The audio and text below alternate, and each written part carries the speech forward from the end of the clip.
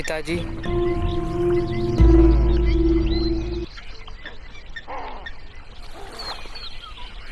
खुश रहो बेटा। तुम यहाँ पे?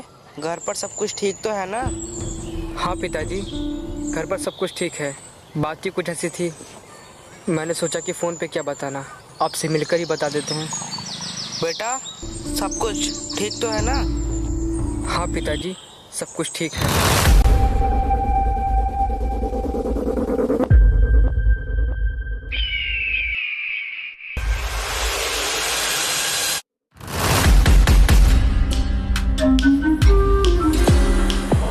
ए बिहारी, क्या कर रहा है? कुछ नहीं मालिक, बेटा गांव से आया है, उसी से बात कर रहा हूँ। तू यहाँ पे काम करने आया है या फिर अपनी रिश्तेदारी निभाने?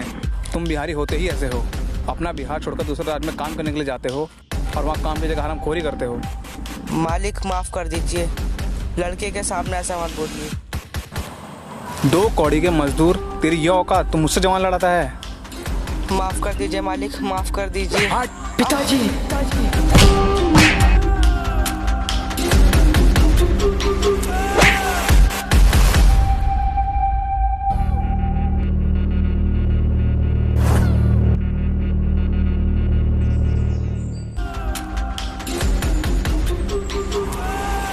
अब तू बचाएगा अपने बाप को?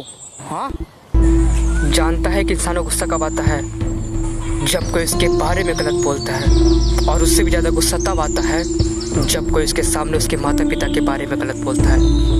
लेकिन तूने तो उन पर हाथ उठाने की गलती की है, तो मैं तुझे कैसे छोड़ दूंगा? हट!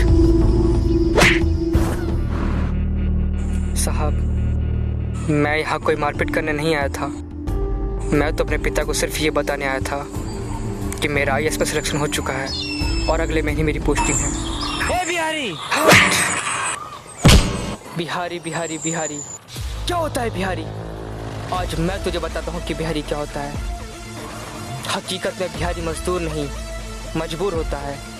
मानता हूँ मेरे बिहार में अच्छी कंपनी नहीं है, अच्छे रोजगार नहीं है, इसलिए वहाँ के लोग बाहर कमाने जाते हैं। और तेरे से लोग, सिर्फ तेरे से लोग, उन्हें बिहारी कह के उनका मजाक उड़ाते हैं, उन्हें प्रताड़ित करते हैं, उन्हें हीन भावना देखते हैं।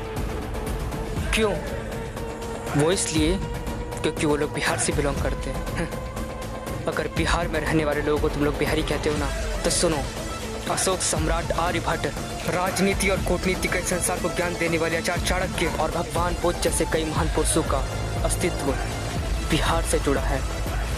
तो क्या वो लोग बिहारी नहीं हुए? और भारत में सबसे ज़्यादा IAS IPS ऑफिसर्स बिहार से ही निकलते हैं। समझा? मुझे गर्व है बिहारी होने पर। सॉरी भाई, अब मैं किसी बिहारी का अपमान नहीं करूँगा, उनका सम्मान करूँगा।